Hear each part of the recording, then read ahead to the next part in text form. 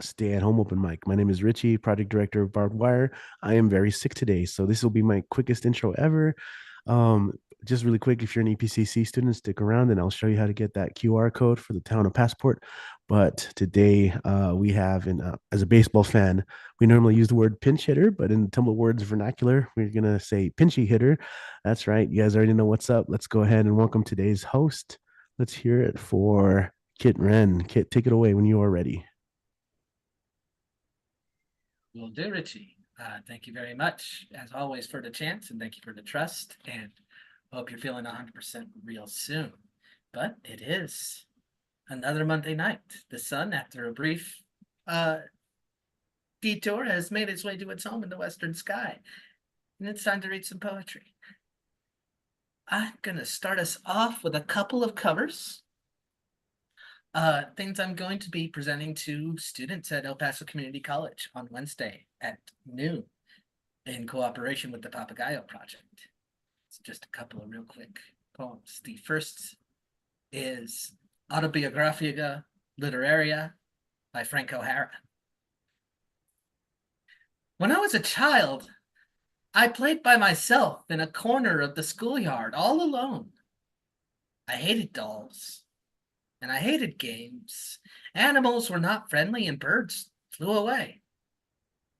If anyone was looking for me, I hid behind a tree and cried out, "I am an orphan." And here I am, the center of all beauty, writing these poems. Imagine. One thing you can say about Frank O'Hara, he was humble. And now I'd like to read to you The Secret by Denise Liebertoff. Two girls discover the secret of life in a sudden line of poetry. I, who don't know the secret, wrote the line. They told me through a third person they had found it, but not what it was, not even what line it was. No doubt by now, more than a week later, they have forgotten the secret, the line, the name of the poem. I love them for finding what I can't find, and for loving me, for the line I wrote, and for forgetting it, so that 1,000 times till death finds them, they may discover it again, in other lines, in other happenings, and for wanting to know it, for assuming there is such a secret, yes, for that, most of all.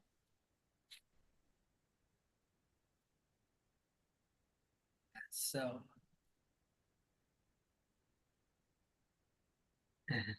there is those two poems. We're going to be looking at them a little more closely as part of our Tumble Words presentation on Wednesday. I'm really excited for it. Really excited to get the next generation into poetry slyly, so they don't even notice that's what they're doing. Otherwise, they might think it's cringe. They might get self-conscious. No, you just have to force them into it before they know that that's what they're doing. Oh, but yes, we have a very star-studded night. Some of our regulars and some of our new favorites are here, ready to share their art with you, share what they have to say, and we're going to get to the first of those people right now. I don't have to travel very far to do this, right? Just in that room next door. The award-winning, nationally published, internationally known Robin Schofield is ready. So Robin, take it away. Hi, everybody. Thank you, Kit. Happy Monday. I'm going to continue reading some from my my crazy poetry manuscript called The Songs of Narciso. And so I'm going to read two of mine, and then I'm going to read a cover poem. This is Narciso at Village Inn. All the homework going on and on, glasses tinkle and phones clickety-clack or tap, tap, tap on a laptop.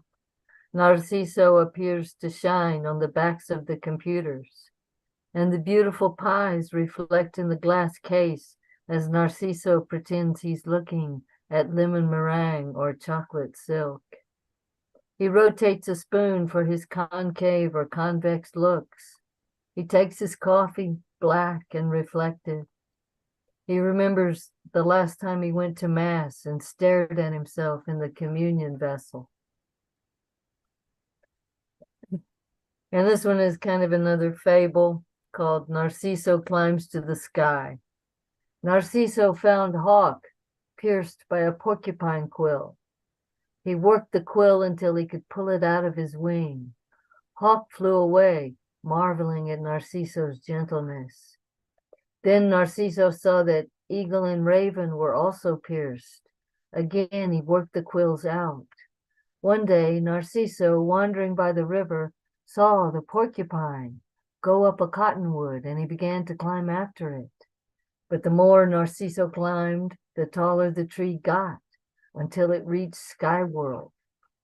Narciso had often longed to fly, but he was not prepared for sky world. It was brown and dry, not pleasant at all, a harsh desert without grass or tree. When Mother Porcupine saw that Narciso had followed her, she became angry and shot 3 quills at him. Narciso dodged them, and Mother Porcupine laughed to see him dancing. "I will keep you," she said. "You will dance and work in the garden." When Mother Porcupine was gone to tend the young, Narciso worked in the garden, pulling carrots, turnips, and onions out of the hard ground. Narciso grumbled about how dull sky world was with no mirrors, as he tugged at a giant onion that would not yield. "I will defeat this onion," Narciso thought. When the giant onion gave way, Narciso saw through the hole it left his blue and green world, but he dared not jump, for it was a long, long way down. Next day, he asked Mother Porcupine for 3 quills. "It's to practice the dance," he told her. "Okay," she said, "but remember, you are my son now, and I don't want you to hurt yourself." Narciso used the first quill to cut an antelope hide into strips, which he braided together. He took the second quill and thrust it into the onion, fastening the rope to it. He rolled the onion to one side, revealing the hole in Sky World. Afraid, he tied the rope around his waist. When he thought of the dull life here, without mirrors or reflections, he determined to go. He lowered himself through the hole, pulling the onion back over the hole. Hand over hand, he went through the icy clouds. At last, he reached the end of the leather rope, and he dangled there, far above the earth. He still had the third quill in his hand, and the way the sunlight bounced off it looked beautiful. He turned it this way and that, admiring its flickering, iridescent beauty. Far below, Eagle saw something flashing and thought he had better investigate. He flew higher than he ever had before and found Narciso dangling at the end of his rope. Narciso cut the rope with the last quill and dropped onto Eagle's back. Down, down they spiraled through the icy clouds until Eagle was tired, for he was not used to the weight. He called for Hawk, whom he saw below, drifting in circles. Hawk also grew tired under the weight and called on Raven, who carried Narciso to earth and set him down. Narciso kept the giant quill, and sometimes he would get it out and watch it change colors in the sunlight, while he told the story of how the giant Mother Porcupine had kept him prisoner in the sky world for a year and a day. Never again did he chase a porcupine, and he remained friends always with the birds of prey. Okay, so now I'd like to read a cover poem by Seamus Heaney. Yeah, at the risk of making myself look bad. And I just want to say that I'm going to use this poem, I think, in my Tumble Words workshop at the end of April, the last Saturday in April, 1 to 3 Mountain Daylight Time. And it's called Oysters. And it's a complicated poem, but it has a lovely metaphor in it at the first. It gets political in the middle. Our shells clacked on the plates. My tongue was a filling estuary. My palate hung with starlight. As I tasted the salty Pleiades, Orion dipped his foot into the water. Alive and violated, they lay on their bed of ice, bivalves, the split bulb and philandering sigh of ocean, millions of them ripped and shucked and scatters. We had driven to that coast through flowers and limestone, and there we were, toasting friendship, laying down a perfect memory in the cool of thatch and crockery. Over the Alps, packed deep in hay and snow, the Romans hauled their oysters south of Rome. I saw damp panniers disgorge the frond-lipped, brine-stung glut of privilege, and was angry that my trust could not repose in the clear light like poetry or freedom leaning in from the sea. I ate the day deliberately that its tang might quicken me all into verb, pure verb. And that was by Seamus Heaney. Thank you, everybody, for listening. Back to you, Kit. Okay, well, thank you. Full disclosure, that is my mother. So nature, nurture, either way, I can't really take credit for it. Just have to live with it. But we're gonna go from El Paso, but we're gonna stick in the Rocky Mountains. We're gonna go up to Denver, Colorado. We're one of the first adapters, shall we say, when we started doing the Zoom mic. Is still with us to this day. We're always grateful to see him, and we're grateful to hear Michael Sindler when you're ready. Well, I certainly am happy to be here for sure. That second poem, Robin, that is just so magnificent. The one with the quills, it just floored me. That's, oh, can barely speak. But in speaking, first thing I want to say is lighthouseriders.org, which is an incredible organization doing workshops and classes and events and all kinds of incredible stuff for any kind of writing you're doing. I'm mainly putting this out here for all you people in YouTube land, because everybody here has heard me say it a million times, but you out there, go check it out.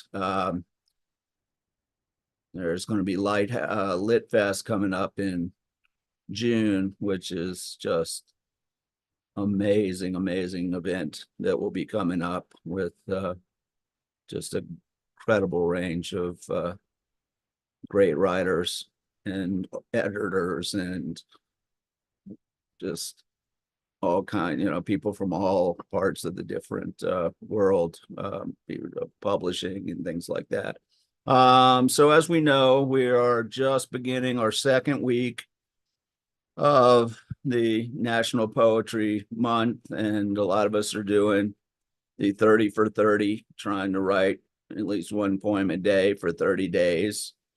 And what I'm going to do is, rather than read you this new raw stuff that I have been working on, is to read you some of the pieces that I wrote last year for 30-30.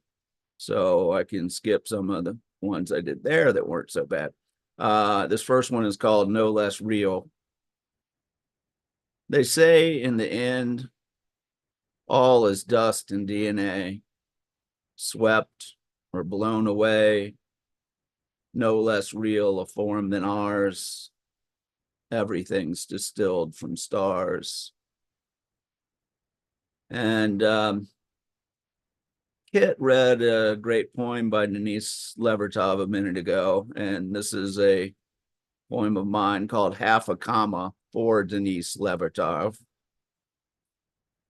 The duration of half a comma, bare drama of an inhalation, step in line makes time take notice. And okay, I'll do this one. Gift of touch. In the beginning, there was love. Before light made darkness aware of itself, before dust of being spread out from singularity, before thought reflected in and probed out, love existed, timeless, without measure. As matter explodes into multiverse, loose weaves sparkling and resonating, spirals dance out into eternal night, drifting life dust sculpts, fluid and solids, same shape, revolving in all self-creation, molded round the humming song of love. Love's tune transforms discord into energy, energy into purpose, purpose into flowering. Flower falls back as expanding all contracts, pulled to center, sucked back into nothing, whole into void, scale beyond measure. Love breathes, creation heaves, respiration, repetition. Through it all, inevitable, invisible, evolve and dissolve, within, without, beneath, above, beside, beyond. Raging intent inherent in existence, puts all energy into play, gives gift of touch, serpentine thread trailing infinity's tail. At the ending, love is beginning. And this one is called Epitome. What comes after the epitome? Is that when you get rid of me? Moment staged as strategic retreat softens savage exposition of defeat. What comes before the inception? Does time exist beyond perception? How to build on what's not constructed? Could a dream undreamed be abducted? What space lies beneath the nadir? Is depression deeper than a crater? Spirit tumbling from sky to sea, for lack of you and too much of me. And I'm gonna keep scrolling down here and find one more. Sorry, it's gonna take a second.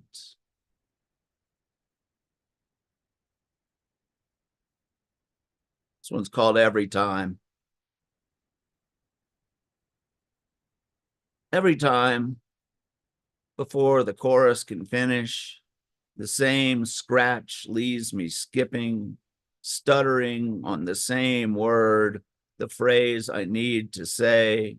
Every time, half forgotten, half hanging, waiting on a thumb to knock, arm back, pop needle over and over back in the groove. Every time, just before the word love, crackling vinyl drowns out melody and static, dust ball hanging off diamond. Every time, it still comes round to you. Okay, and I'm going to put the hat on and do a couple things. This first one, people here, I was talking about talking about how great Lit Fest is. And one of the things I get to do at Lit Fest is take class with the great Jane Hirshfield. And I thought I would read a poem by Jane Hirshfield that I think is very apropos of National Poetry Month. It's called The Poet. She is working now in a room not unlike this one, the one where I write or you read. Her table is covered with paper. The light of the lamp would be tempered by a shade where the bulb's single harshness might dissolve, but it is not. She's taken it off. Her poems, I will never know them, even though they are the ones I most need. Even the alphabet she writes in, I cannot decipher. Her chair, let us imagine whether it is leather or canvas, vinyl or wicker. Let her have a chair, her shadeless lamp, the table.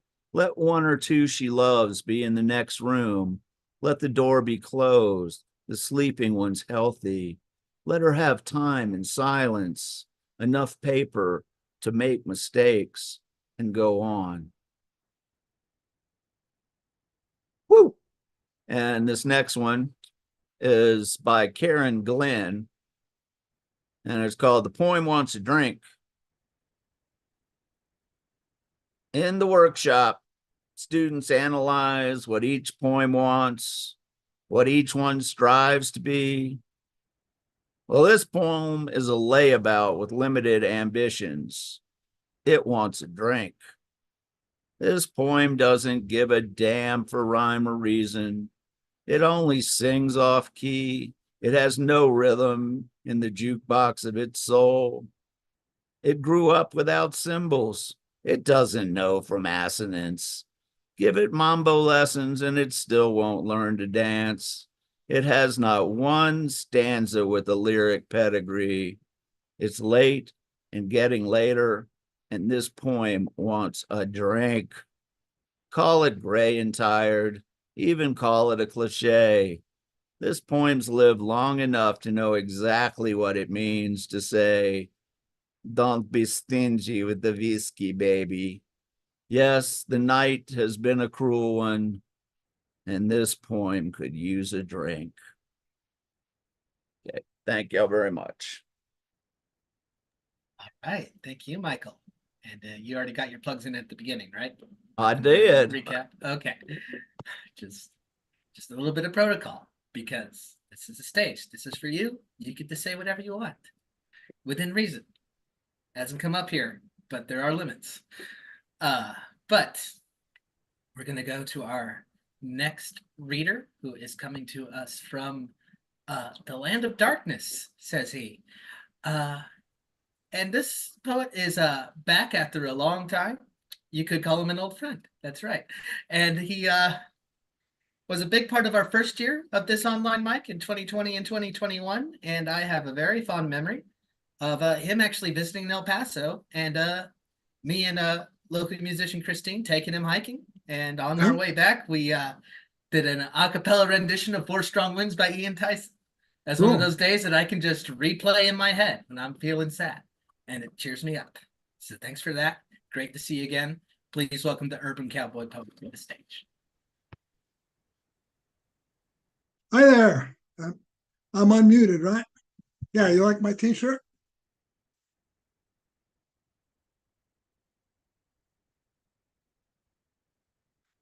Oh, darkness, my old friend. I was out there in a lawn in my recliner chair, minding my own business, drinking dark and stormies with Eclipse rum. And some evil sorcerer blacked out the sun. It was totality. And it's actually my second one. I saw it 7 years ago in Nashville too. And it seemed different. Who else was in the path here? Not El Paso, right? Like San Antonio was. Austin and Dallas both got it. We were in like 80%. We got 80%, yeah. Austin and Dallas, yeah, and then Little Rock and Indianapolis and Cleveland, and actually, I was even more in totality in my hometown of Lorain, and it wasn't traffic problem or crowded or anything. Well, I haven't been writing poems or legends lately. I've got one that I only did once on Marissa's erotic poetry night, so I could do that one. This urban legend is lost. Where'd it go? It's not in my book, so I'm reading it here. Just a minute. There we go. Skippy. It was Kitty's birthday, but her guy was out of town. She refused to let being alone get her down. She wasn't going to just lie in bed like a bump on a log. She planned to have some fun that night. with her faithful dog. Skippy was her best friend. He always had her back. She named him for the peanut butter. It was his favorite snack. She stripped naked just before she went to meet her pooch and spread the creamy treat all over her tits and cooch. Kitty loved Doggy, Doggy loved Pussy. He much preferred it to Bones. He would rather lick and slurp on Kitty's erogenous zone. She descended the stairs and called out to him, Skippy, come and get it. But she was shocked by what occurred. She would never forget it. Kitty's fiance and family were hiding behind some chairs, getting ready to surprise her when she came down the stairs. They jumped up and yelled, Happy birthday and surprise! But it was they who were astounded. They couldn't believe their eyes. They were flabbergasted to see the dog lick her belly. Her fiance ran to find her clothes. Her nephew ran to find jelly. Her family excused themselves. Her beau called off the wedding. Kitty and Skippy retired upstairs and made a mess of all their bidding. That's it.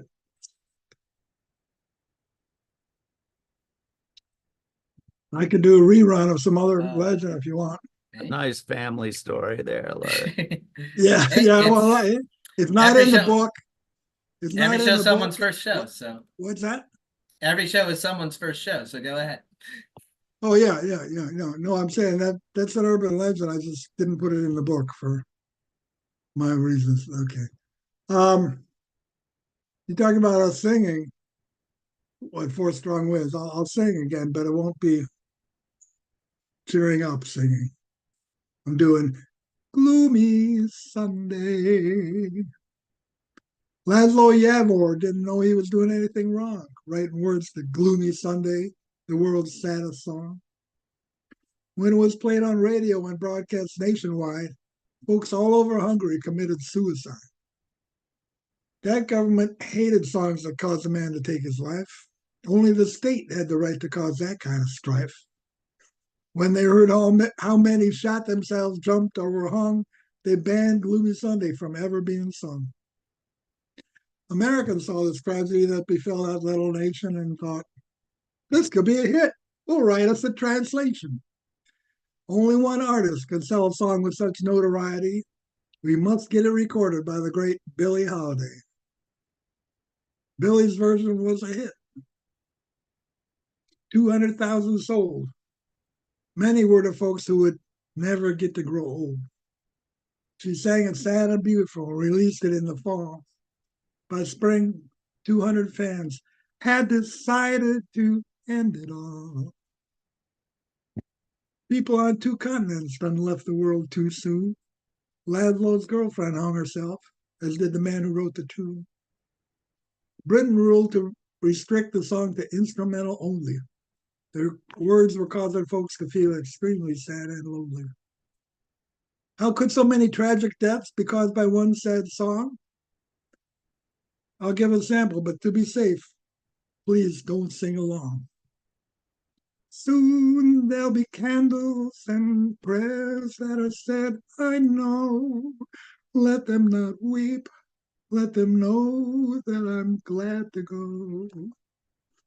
You're starting to feel depressed from the couple lines I read. If I'd have sung this in Hungarian, by now you would be dead.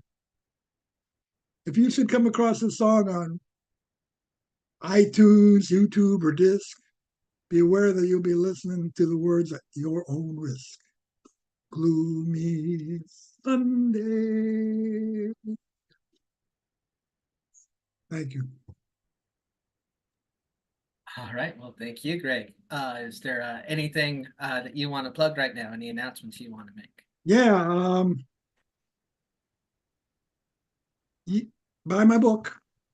A lot of good legends in it. And see me on YouTube and Facebook. I'm putting it on the chat right now. Oh, that's not it. I'll put it on the chat. Urban Cowboy Poetry on YouTube or Facebook.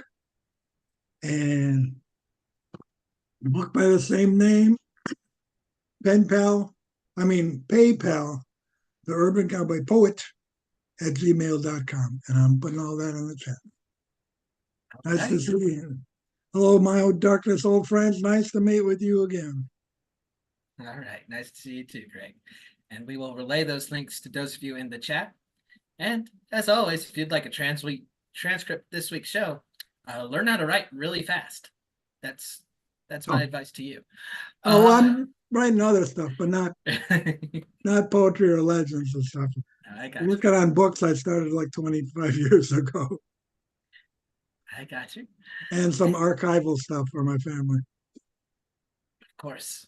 Well, we're going to go to our next reader, and it's a point of pride and a sign of life to what we've created here, that even after almost 4 years, it was 4 Aprils ago, that is to say, it was 4 years ago in April that we started doing these, and we still get new people. We got a new person last week, and he's back this week. And you know what I like to say?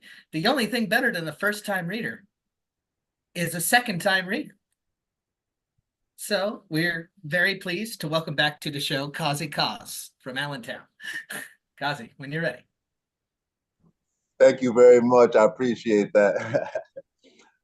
It's a pleasure to be back. As long as you'll have me, I'll be back. Hello, everyone. How is everyone? I hope everybody's good. All right. So last week was my first time here, of course, as you said. And if y'all remember, I spit the first 3 letters of my ABCs, my alphabetically bestowed consciousness.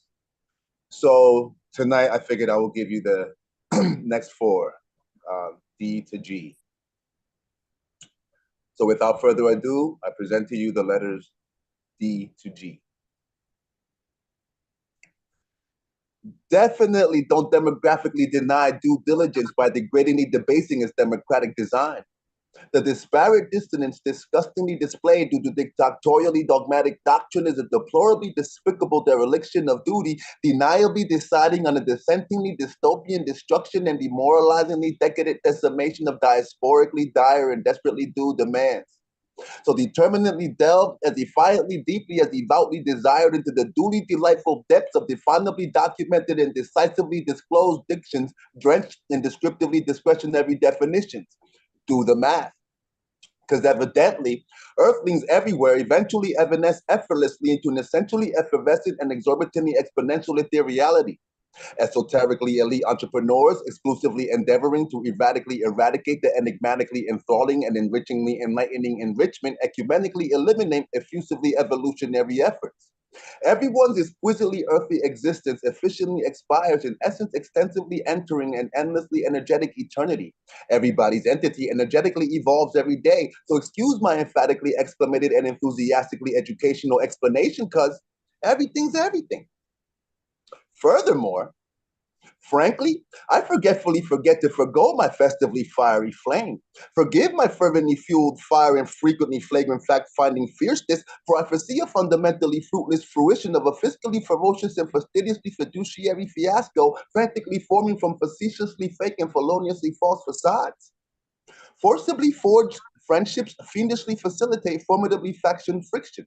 I feverishly fear the fathomlessly fragile frailties forever forsaking our familial foundations and financial freedoms, because gravely glorifying the greedily grotesque guilds of gratuitously galvanizing goons gainfully gives growingly gainable ground to grossly governing goblins gut-wrenchingly guilty of guile-guided gratification. Glory is gained by going through gruesomely gritty gauntlets, gingerly garnering graciously great glorification. So gamely gallivant with gleamingly glistening gusto, so as to gladly grace the gracefully grandiose gala and gallantly glamorous garments while gleefully gliding through the globally grimy gamuts of grisly gazes, ganders, and glares. Go and get your G-Funk groove on. Thank you. All right, thank you. The next stage in your abecedarian journey. Can't wait for Yes. H through whatever next week. It's easy for you to say. I just make it look easy. This is tremendously difficult. Kazi, where can the people find more of you? That's what they're inclined to do. Okay, definitely. I'll put it in the chat. I'll put it in the chat on my Facebook and Instagram and YouTube. All right. All right, feel free to look them up, everyone. Kazi Kaz, thanks so much for joining us. Thank you. All right, and our next reader makes this an international event, which in El Paso, we're no stranger to that. You climb the right hill, you get an international view. So it's not necessarily out of our experience to have someone from another country, but in this case, our next reader is Canadian. Coming to us from Ontario is going to be Cassie, who has her own series of workshops and it's very exploring a lot of different ways of sharing writing and getting people to write. And Cassie, are you ready? Yes, I am. I should have double checked though before. Do I sound like a robot tonight? A little bit? Oh You're no. still sounding clear. You're still sounding clear, so roll with it. Okay. Is there any chance I could go after Ed though? Because if I leave and come back, it usually fixes it. I could also do that quickly. It's up to you. Okay. You sound pretty good. I would go for it. Okay. All right. I shall do that. Just one second.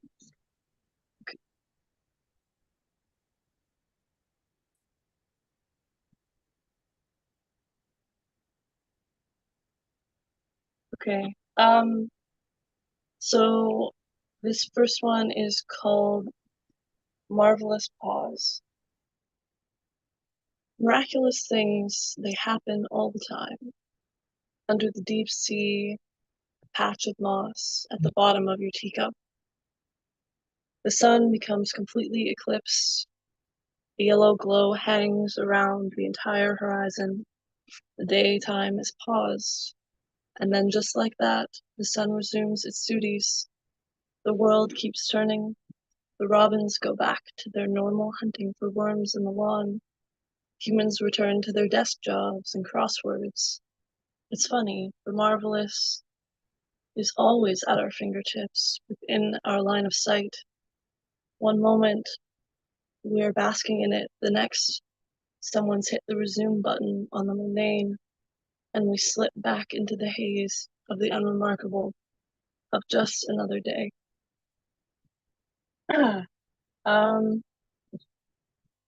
And then just have a couple others here.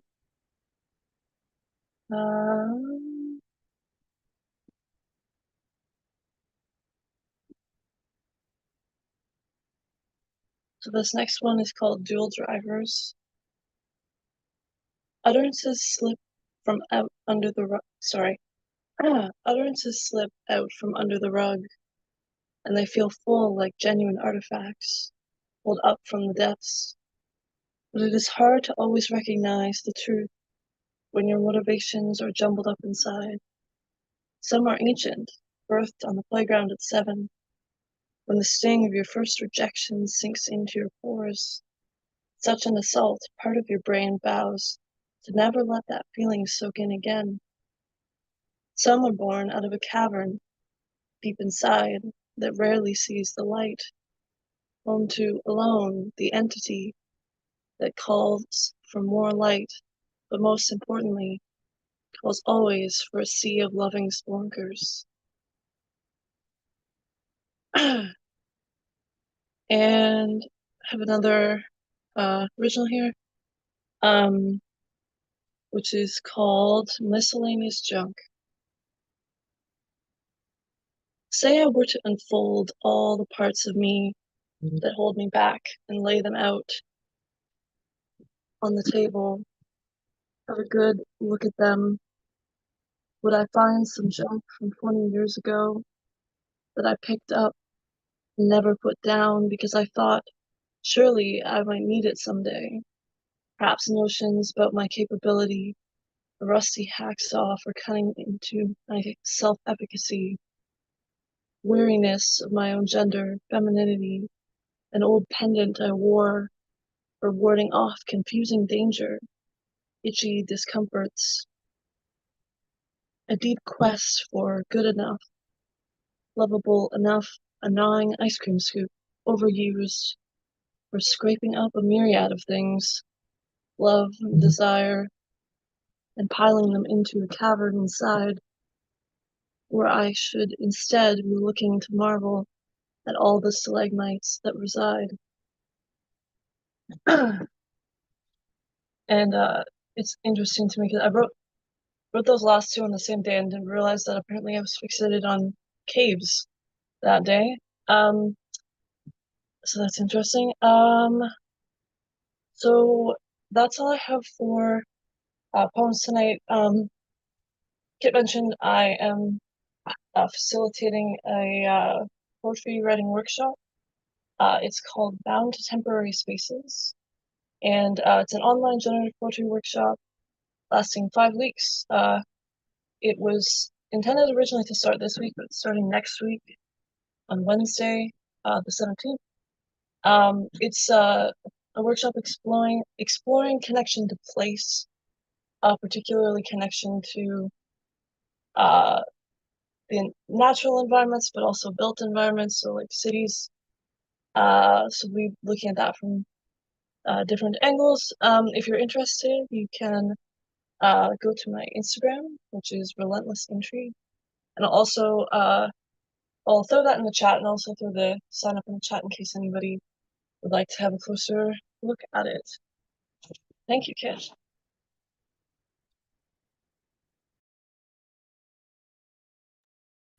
Forgot to unmute. Pardon me. Thank you, Cassie. Thank you as always for showing up. And thank you and I look forward to when I can attend that workshop. I intend to very soon. It actually works out for me that it's delayed, but I need to save that for the after party. That's where all of the mundane things like this go. And that's where some exciting things go too, if your life is exciting. But we're gonna move on, and introducing our next guest takes a little preparation, because there really isn't anyone like him in this entire poetry nation. And I'm sure once you hear and examine, you'll agree that as far as poets who speak in couplets go, well, there's only one for me. I hope he's at his camera now, because there's that smile. Okay. I could not think of a third couplet, so I'm glad you showed up there. But please welcome Ed Poetastic. Thank you, Kit. You're such a hit every time you spit. Hello, everyone. My name is Ed Poetastic. Feel fantastic. Please get a time to control my rhyme. Five sublime. So I got 9 jokes, 1 short poem, and 3 kind of long poems. But I won't take too much time when I rhyme. But hope these juckles will unbuckle your buckles. The first joke is, why did the sun go to school? To get a little brighter. What do you call a tick on the moon? A lunatic. How do you organize a space party? You plan it. Why couldn't the astronauts book a hotel on the moon? Because it was full. What's an astronaut's favorite part of a computer? The space bar. Where do astronauts keep their astronaut foods? In their launch box. What was the first animal in space? The cow that jumped over the moon. Why did Venus have to go get an air conditioner? Because Mercury moved in. What the alien said to the cat? Take me to your litter. And last but not least, why did Mickey Mouse go to outer space? He was looking for Pluto. Hope you enjoy those jokes. This first short poem was from our wonderful Mike Sindlers and advertised by Wonderful Tumble Words Workshop. This is called I Can Use My Power. I can use my power in many unique ways. I can create flowers in the dark cascades. I can make dark cower and change 5% of this decade. MLK Jr. had this power too. He made haters run and shoo. Bob Marley used his power too. His energy has no substitute. If you don't get the hint, think about your heart. There is no need to sprint. Love is the strongest work of art. Love can open windows or doors. It can rebuild bridges and fix bonds. Love can even restore your core. It can live forever in the great beyond. Thank you. This other one called is inner enemies. These inner enemies has no heart or sympathy. They make you shake by name. Yes, they're all to blame. Increasingly greedy inflation, escalating many situations. There's shady politics. His voice is so loud and sick. There's unforeseen poverty, the stealer of happiness and glee, the carnivorous bloodlust of war, shattering our fragile core, the toxic spewing corruption, ruining every peaceful function, dark twisted criticism, rewriting your whole system, shadowy chaotic depression, corrupting our regression, mind numbing regret, never making us forget, heart throbbing grief, absorbing every ounce of relief, empty void stupidity, sitting headaches into our reality, ancient figure racism, the bringer of sadism, the bittersweet of religion, judging each soul here and then. Their power, they are powerful every day, but like everything, they wither away. Never get their nemesis hope. It helps us live, laugh, and learn to cope. Hope can grow into ironclad change. Ironclad change can morph you into a mindful sage. Thank you. This other one is called Webhead.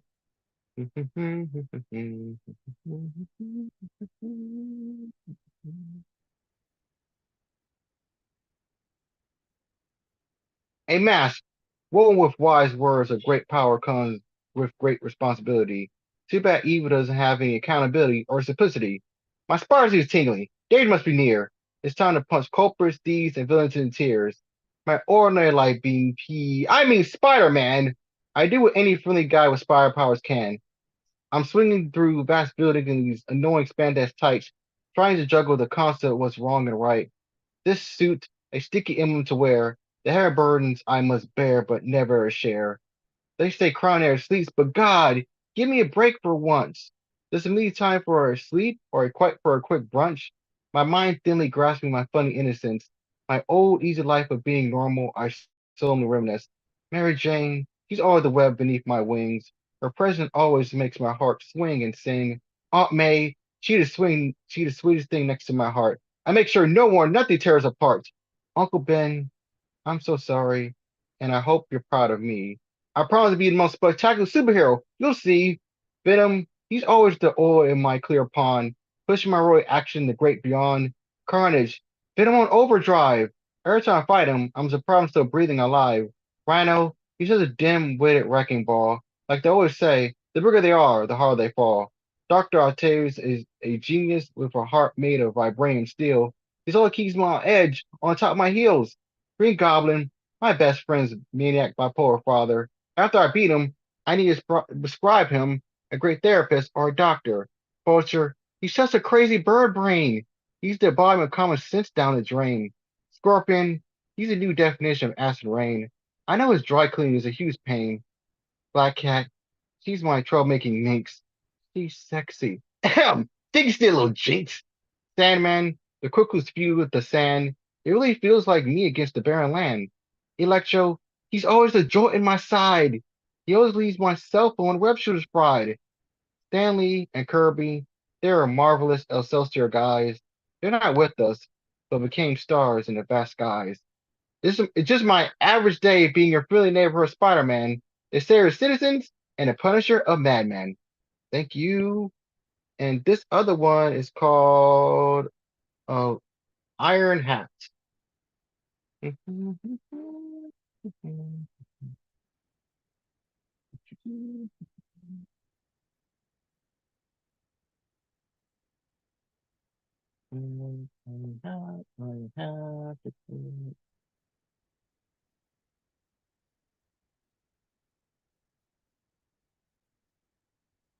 I'm sorry, it seemed to can't find it, so I'll make a substitute.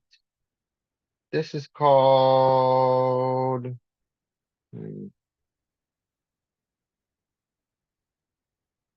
This is called.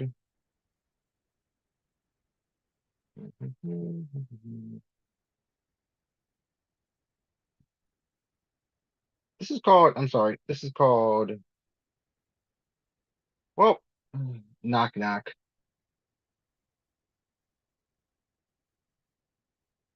Knock knock. Who, what, when, where? Knock knock.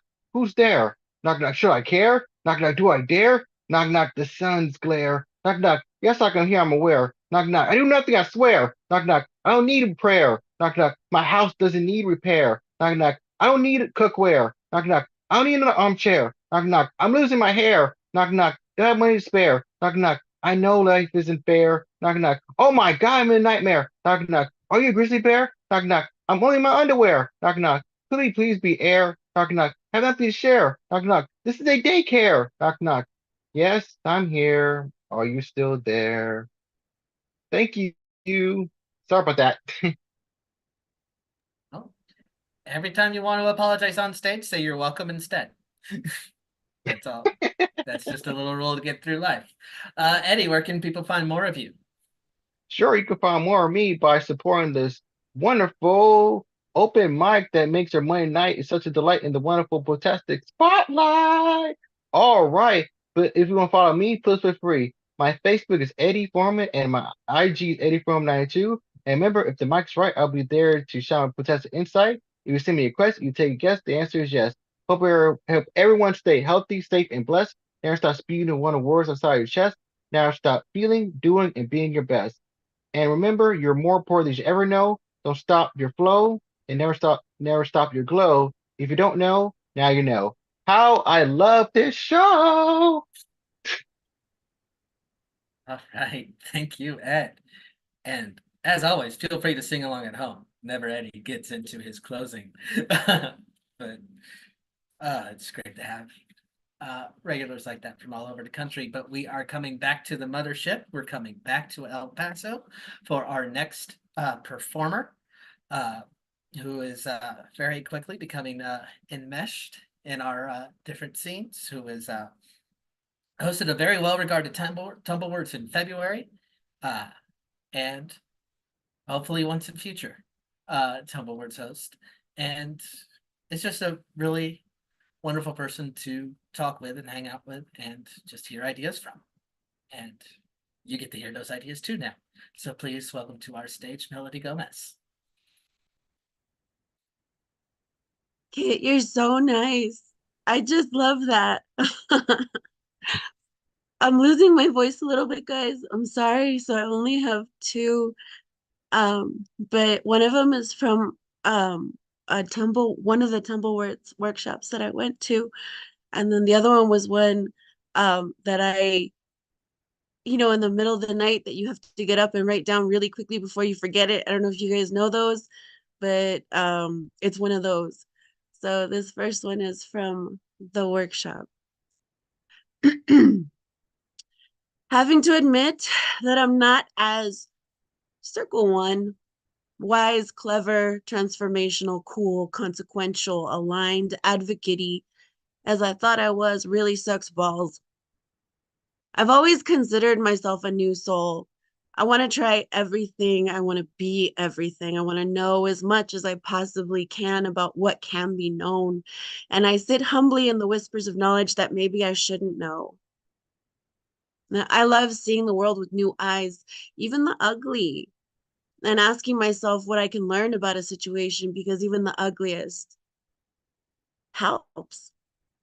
What can I do differently to make my world better? What could I do differently or make better to make the world better? I thrive in extremes. I learn all of my lessons there. Sudden clicks and epiphanies of acknowledgement, and it's literally orgasmic. I'm also a really big stoner, So I'm told I invoke envy because I forget small joys. So upon reintroduction within my chest, and it's not a reminiscence, mind you, but literal first experiences of joy over and over again, and it's pretty constant. But then I also feel the dark. I envelop myself in it. I become it. I ache in it until I can't stand the sensory deprivation and I need to breathe. And then I'll explode upward to breathe everything in deeply. I think that this experience of being me, though, as I transition from kinetic womb energy to youth to elder without closure, apologies, reparations, support, or permission to exist, even sometimes that I deserved. And I alchemize those noxious flames of expectation into generational curse wrecking messages of constant creation. Stuffed into this punch drunk corporeal fae is really fucking cool. Repeat, repeat, repeat.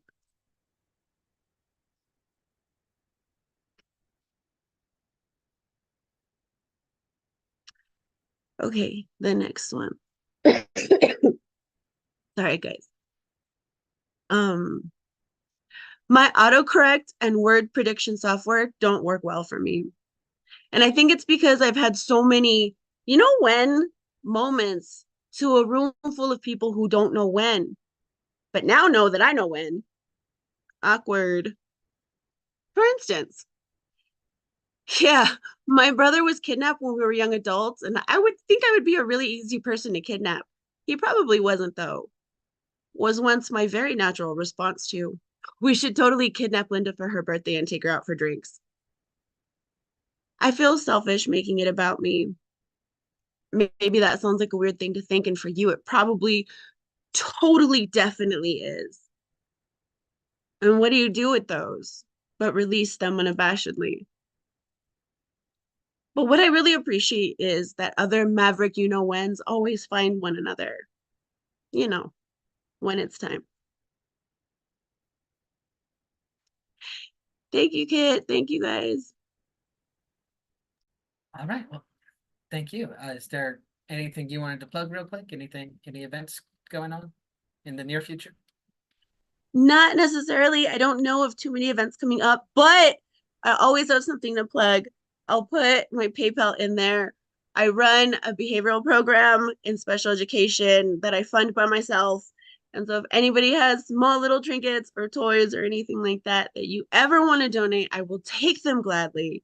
And other than that, no, I don't think there's any upcoming events, but thank you so much for the open space. Always. Thank you very much, Melody. All right. And we're going to take this once again international, take this out of the continent, in fact, take us all the way to South Asia to Malaysia.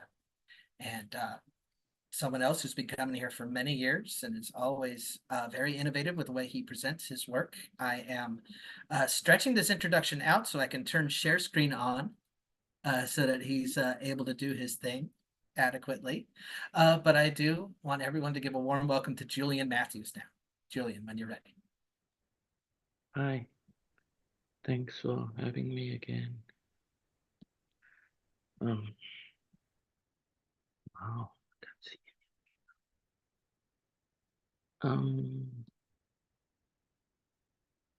Give me a sec.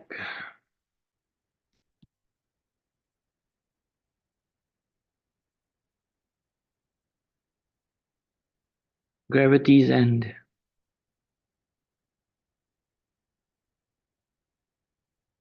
Grief isn't a particle. I can't take it apart and examine its insides. I can't send it through the Large Hadron Collider and break it down to a boson. But grief is a crude reductionist. It comes in waves, finds my insides, breaks me down, and everything falls apart. They say distance lessens the ache, time heals, but space-time is curved. It draws us back to each other, our atoms intertwined and tangled on the quantum scale. Grief is a cruel arbitrator between the grave and the gravitas of this suffering. They say energy cannot be created or destroyed, it can only be transformed. Don't I know it? I feel you here, even now. For what is separation if not an unbinding, a force impinging another's reluctance to let go, pulling away only to return again, like a persistent saw. Maybe I need a seance, not science, to connect the dots, reconnect what's lost. A woo-woo intervention or a psychedelic shortcut. Is there a loophole in the poles now apart? Show me a wormhole out of this black hole. Where do I rip the fabric of parallel universes to emerge on the other side, the tear that will end the tears, when the relativity of this reality will make sense? When both sides of this misaligned equation will finally resolve and add up to something that doesn't feel like a subtraction, a lessening, a half-life. If there's a rainbow at gravity's end, strap me into the accelerator and hit send.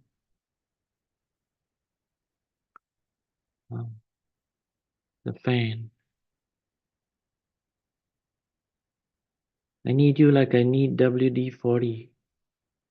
I want to lubricate these rusted feelings for you that I no longer trust. They creak inside me like the cranky fan that I am, sounding screechy now and again with every whirl of my wounded blades. But I respect your boundaries. Any closer, I'd speak out a turn, cut you up. Do you know we fans always rotate anti-clockwise? Generating airflow downwards to cool you down. If it were the reverse, I'd suck up the warmth from you and spread it evenly around this room. The world would be a better place for it. I hold space for you from ceiling to floor. I observe you from above like an ignored deity, blowing longings from my permanent perch. Sometimes you turn me on and turn me up. You're burning all over. The night is a furnace. You strip, hot air rises, heat is exchanged. And I lose my cool. Everyone needs someone to watch over them. You look up, see me, and I feel seen. Your hair flutters, eyelids shut slowly and drift off. Love is never a transaction, but with you and me, it's a win-win relationship. Will you ever tire of my spin? Thank you. Right. Thank you, Julian. Is there where can the people reach you and contact you if they want more? Put it in the chat. Okay, we'll put it in the chat. Okay, thanks again. Thanks again very much. We are almost to the end of the night, but before we officially close things and send it to Dan the Man, I'm gonna do a couple of my own, just real quick, just to give Dan some time because you know he needs things just so sometimes. So we're gonna give him a little time really quickly. This is one I wrote. Was mentioned earlier. Mentioned throughout the night that I run the Tumble Words Project, a weekly writing workshop. We meet every Saturday over Zoom. And Michael Simler, who you heard from earlier, ran a great one on Saturday, and I wrote this in it. Anyway, I think it's got something. So, as we say in our live spaces, this is some new shit, but no title yet.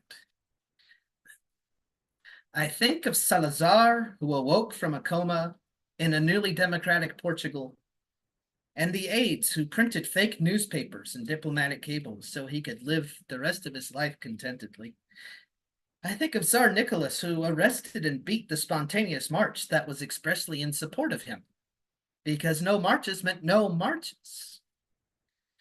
I think of Franco using state power to force his favorite player to play for his favorite team. And kids, that's why we don't root for Real Madrid in this house. I think of Richard Nixon sending in a play to George Allen on the sideline. It lost 8 yards. I think of the Sultan who killed Genghis Khan's messengers and maimed the follow-up messengers who thought there must have been some mistake. I think of Hitler's paintings, Stalin's poetry, and Saddam Hussein's pseudonymous romance novels. Look it up. I think that Yeats wanted to be a wizard and Aleister Crowley wanted to be a poet, and they lived lives of unmoored homoerotic hatred and jealousy. I think of the quack doctor who shoved food up James Garfield's rectum for months. Charles Guiteau gets the credit in your textbook, but the bullet had nothing to do with his painful death. I do not think that we are devolving. I think we have always been about this stupid. I think of Gregory of Tours, writing the history of the Franks that has almost no historical value. Writing it because, after all, it's almost 600. The end must be near, and no one he knows is up to it. He lived in fallen times. We are louder than those faraway days. We have a machine in our pocket that screams at us, and we scream back at it, hoping to win. The destruction of traditional hierarchies of authority sounded better in the brochure. But just outside the frame of every old master is a man. Statistically speaking, he is a man who is deeply mistaken about the nature of the world.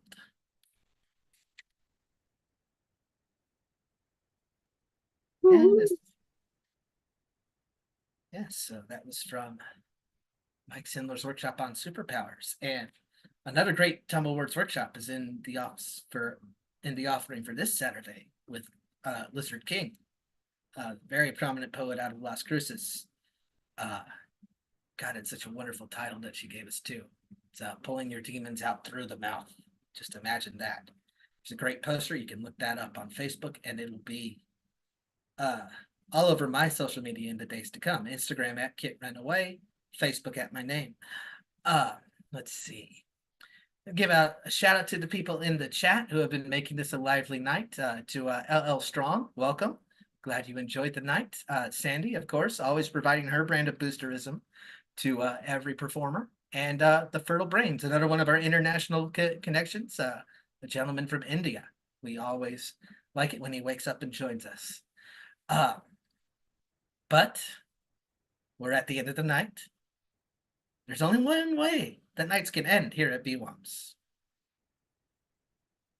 And we are going to the old right-hander. We're going to the bullpen, and we're calling for Dan the Man to take us home. Dan, when you're ready.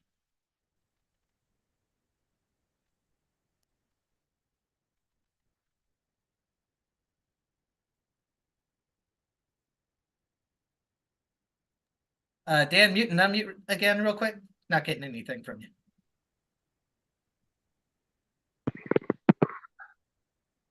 A little better, but I still can't get any.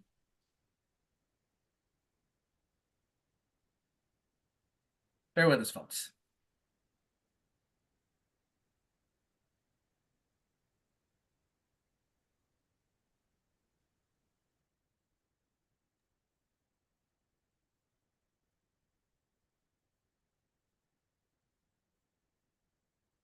Let's see.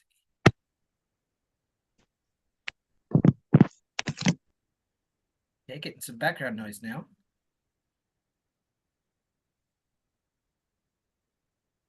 It's not picking you up, man. Hang on.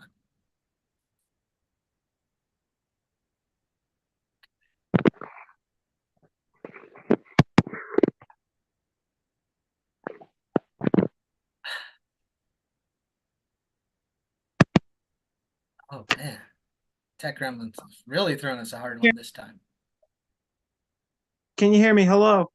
Okay, we got you now. We got you now. Keep it right there. All right. Okay, let me try not to move my phone. Okay. All right. Well, as you know, the eclipse has already had the moon, but it was always the dark and light comes to bloom. Yep, the eclipse was a boom. And yeah, the light was consumed by the dark, almost. But even though it was full, the eclipse was full room, and has the circle room. And yep. And speaking of The Marine Corps who just proposed to his girlfriend. Yep, I see a bride and gloom, and there is no gloom and doom. You're not going to stay and walk the fields of bloom. The field, yeah, the song's Field of Gold. Yeah, how hell. Sorry. Yeah. Well, no wonder this guard's off duty because he just went all the way to do his duty to make a proposal. Now that I see is a beauty. Yeah, so that's nice. So howdy doody. Yeah. Well. Hmm.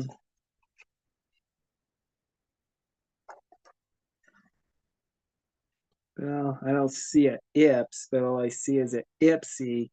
No wonder it's so nip. No wonder I see an ippy, but I don't see an ips. You know, just like the big if, but even though all I see is that way, I needed something to rhyme with eclipse, but I don't see it on my dictionary. That because it's poetry. We need something for the eclipse. Oh well. But nevertheless, we did see the moon over the sun. So I wonder it's noon and how fun. Yep. So soon it will be spun. It will be spun. So it'll be the next 2 decades. Like bringing the sun over the moon. So next 2 decades will be the eclipse. So only the 10 states were the place to be, but it looks like in 2 decades later we're gonna have to wait and see. So and before the eclipse, there was the Hellboy himself to the best of the best himself, to Sons of Anarchy himself, to the Master himself, to the Beauty and the Beast himself, to the Coca-Cola Kid himself. And I'm talking about the Golden Globe winner / two-time Emmy nominee to himself, to Emmy nominee, to the 3-time Golden Globe nominee, and an Emmy and an Oscar nominated nominee. Yeah. I'm talking about Ron Perlman and Eric Roberts. Yep. I did met these two. Hold on. There. Okay. Yeah, there it is. The Las Cruces International Film Fest. That was the best. So far, that was the best. So leave out all the rest. It's all the filmmaking at Quest. Whew. Can't believe I risked my ass for the VIP pass. like a chicken in the sea bass. Okay. All right, guys. Well, I hope you guys enjoyed the eclipse earlier today. Well, I need to upload some videos of the eclipse and for earlier today. So you guys are gonna like this one. So just follow me on Instagram and get my latest episodes on YouTube. And Dan the Man's Weekly currently on hiatus. I'm like more than 4 months away till my 8-year anniversary of my blog. All right, guys. Thank you very much. You have a good night. Hope to see you guys next Monday. All right, Kit. I hope Richie feels better, but you know what? You want to go ahead and call it a night? Yeah, I'll go ahead and do that. Thank you for permission, Dan. Let's see. Well, once again, thanks to everyone who's been watching all night on YouTube. If you're here for the Tejano Passport program, that email is up in the YouTube chat, rdmarrufo@gmail. Go ahead and send Richie a message talking about what you've seen and whether you liked it. Well, of course you liked it. That's beyond question. but tell them what specifically you like the most. Let's see. Depending on how Richie feels, there may or may not be a mic tomorrow at Rosewood, but that is where we hold events every other Tuesday. Is the Rosewood Bar downtown on San Antonio Street for music and poetry. Once again, this Wednesday, I'll be on campus at EPCC's Rio Grande campus with doing my part for the Papagayo project and presenting a short presentation about tumblewords with a chance to write at the end if you want to get started. Papagayo project, of course, does a lot of great events throughout the year. And let's see. And then this Friday, if you want to see how this hosting energy translates to real life, to meet space, you'll get your chance on Friday at Craft Rather Than Brews, one of our favorite venues. That's Friday at 8 o'clock. And I will be the master of ceremonies for that night. It's going to be a great night. So thanks again, everyone. It's been another in an unending chain of great Monday nights, and we're glad you could join us. We're going to stick around, chat, have a good time responsibly in the world famous after party. But to the rest of you, to all our